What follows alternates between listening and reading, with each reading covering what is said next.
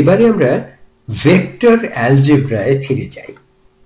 ভেক্টরদের যোগ ও বিয়োগ করার নিয়ম আমরা আলোচনা করেছি আগেই। এর ব্যবহার প্রয়োজন হয় অনেক সমস্যা সমাধানে। ধরো, খরস্রোতা নদী নৌকোয় পার হতে হবে, অন্য পারের একটা বিশেষ জায়গায় তোমায় পৌঁছতে হবে। কোন দিকে লক্ষ্য করে কত বেগে নৌকো চালালে তুমি ঠিক জায়গায় পৌঁছতে পারবে, সেটার উত্তর হচ্ছে নৌকো এবং নদীর গতিবেগের ভেক্টরের যোগফল হতে হবে তোমার গন্তব্যস্থল। সেইভাবে ওটার হিসেব করা যায়। আচ্ছা, আমরা আজকে ভেক্টরদের গুণ করার প্রশ্ন নিয়ে আলোচনা করব। দুভাবে দুটি ভেক্টরকে গুণ করা যেতে পারে। আমরা প্রথম একটু সহজতর যেটি, সেই scalar product of two vectors বা দুই ভেক্টরদের যে স্কেলার প্রোডাক্ট বলে সেটাকে নিয়ে আলোচনা করি, বা একে ডট প্রোডাক্টও বলে অনেক সময়। ধরো, এ এবং বি দুটি ভেক্টর, তাদের দৈর্ঘ্যগুলো দেখতে পাচ্ছ দেওয়া আছে, যেরকম ভাবে আঁকা হয়েছে, এবং তাদের মাঝখানের যে কোণটি সেটি থিটা। তাহলে এই ডট প্রোডাক্ট বা স্কেলার প্রোডাক্টকে এইভাবে লেখা হয় যে এ ডট বি হচ্ছে এ এর যে দৈর্ঘ্য, বি এর যে দৈর্ঘ্য, এবং তাদের কোণটির যে কোসাইন, এই তিনটি জিনিসের গুণফল হচ্ছে A B, A dot B. একে দুভাবে দেখা যেতে পারে। এক হচ্ছে এ কোসাইন থিটা, এই কোসাইন থিটাটাকে এর সঙ্গে আমি নিয়ে এলাম। তাহলে এ কোসাইন থিটা মানে কি? এ কোসাইন থিটা মানে আমি যদি এর মাথা থেকে একটা লম্ব ফেলে দিই, সেই পাদবিন্দুটা ওই বির ওপরে, তাহলে পাদবিন্দুটা বিকে যেখানে ছুঁয়েছে, ওই মানে দুটোর ওই ও শূন্যস্থল যেটা আর কি, দুটোর মেলার জায়গা থেকে আরম্ভ করে ওই পাদবিন্দুটা পর্যন্ত যে দৈর্ঘ্য, সেটাকে অনেক সময় বলা হয় এর প্রজেকশন বির ওপরে। এই প্রজেকশন বলতে অনেকটা সেই ছায়ার মতন। তুমি ধরো, এর ছায়া বির সঙ্গে কিভাবে, সেটা হচ্ছে ওপর থেকে যদি একটা আলো ফেলা হয় ঠিক এর মাথার ওপর থেকে, তাহলে এর ছায়াটা বির সঙ্গে সেই লাইনে যেখানে পড়বে সেটাকে বলা হয় এর প্রজেকশন বির সঙ্গে। এবং সেটি সামান্য ত্রিকোণমিতি থেকে দেখাই যাচ্ছে যে এ কোসাইন থিটা হচ্ছে ওই যেটাকে একটি বন্ধনী দিয়ে এবং একটু মোটা লাইন কেটে যেটা দেখানো হচ্ছে, সেটাই হচ্ছে এই কোসাইন থিটা। সেটাকে অনেক সময় এ সাব বিও বলা হয়, যে এই ভেক্টরটির বির সঙ্গে সেই মানে যে অংশটি, এর যে অংশটি বির দিকে ফেরানো, সেটাই হচ্ছে এ সাব বি। এবং তাকে যদি আমি এর পরিমাণ দিয়ে ভাগ করি, যেটা হচ্ছে ওই এর দৈর্ঘ্যটা আর কি, সেটাই হচ্ছে যেখানে এখানে সেটা হচ্ছে অতিভুজটা, ওই সমকোণী ত্রিভুজের, সেটাই হচ্ছে কোসাইন থিটা। তাহলে দেখতে পাচ্ছ যে আমি ঠিক কি বলতে চাইছি এ ডট বি এই গুণফলটা দিয়ে। গুণফলটা শুধু বলছে যে এ এবং বি একে অন্যকে কিভাবে সাহায্য করছে, একই দিকে চলে, সেটাই হচ্ছে এই স্কেলার প্রোডাক্ট বা ডট প্রোডাক্টের কর্তব্য, কাজ।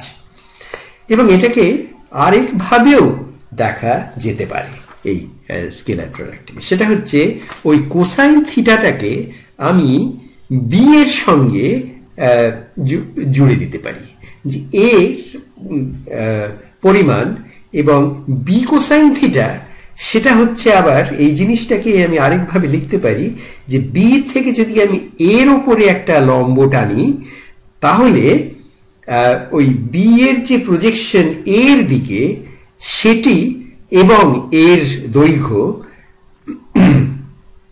তারাও হচ্ছে ওই একই জিনিসকে বোঝাচ্ছে এ ডট বি। আচ্ছা, এটা তো বোঝা গেল তাদের সাধারণ কিরকম ভাবে তাদের মানে অঙ্কের ভাষায় তাদের মানেটা কি। এবার একটা অঙ্ক কষে সেটাকে একটু পরিষ্কার করা যাক। ধরা যাক একটা 10 নিউটন ভরের একটা একটা জিনিস বরফের ওপর, একটা মানে বরফের টুকরোই বলো, বরফের ওপর রয়েছে। তার মানে এখানে কোনো ঘর্ষণজনিত কোনো বল আমরা তুচ্ছ করছি। আচ্ছা, এবারে সেই এই বরফের ভারী জিনিসটাকে আমি 100 নিউটন বল প্রয়োগ করে একটা দড়ি দিয়ে ধরো টানছি, সেটা ওই মাটির সঙ্গে 60 ডিগ্রি কোণে রয়েছে। তা এখন আমি এই টেনে এই 10 নিউটন ওজনটিকে আমি 10 মিটার সরাচ্ছি।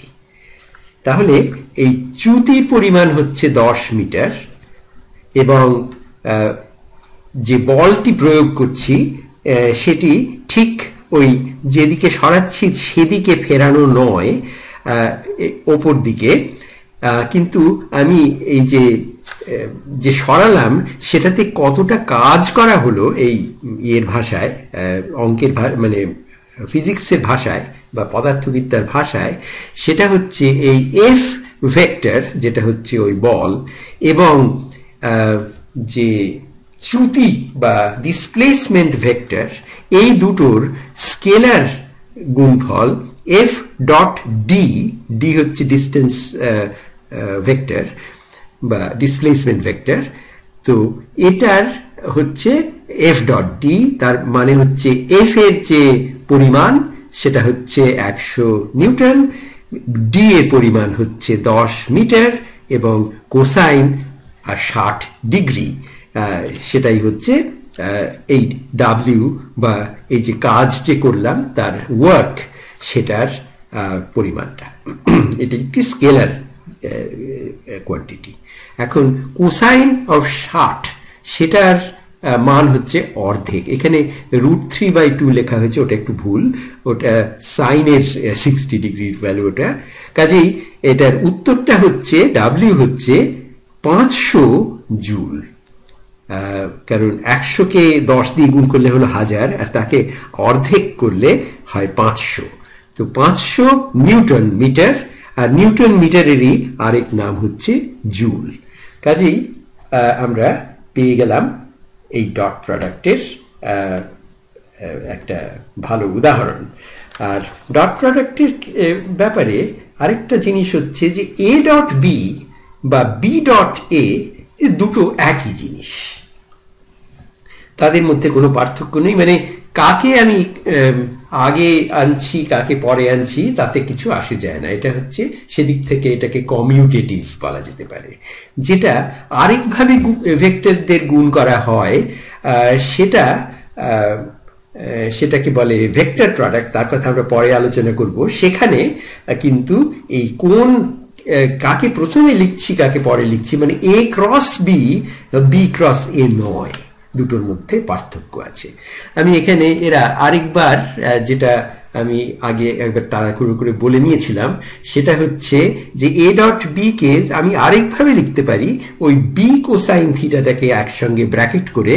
তাহলে আমি পাবো কি, তাহলে বি কোসাইন থিটা মানে হচ্ছে এই বি এর ছায়া এর দিকে, সেটা এর থেকে আবার একটু লম্বা হচ্ছে দেখতে পাচ্ছ ওই লম্বটা ফেললে, এবং এই দুটোর গুণফলও এই বি কোসাইন থিটা এবং এর গুণফলটাও ওই একই পরিমাণ এ ডট বি।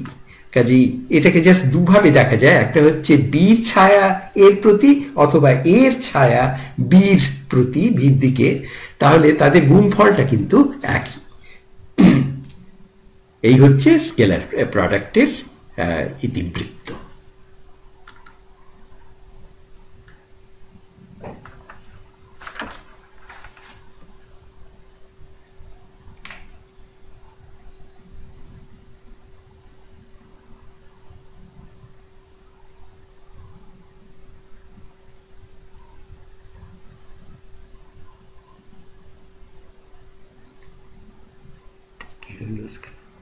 হলো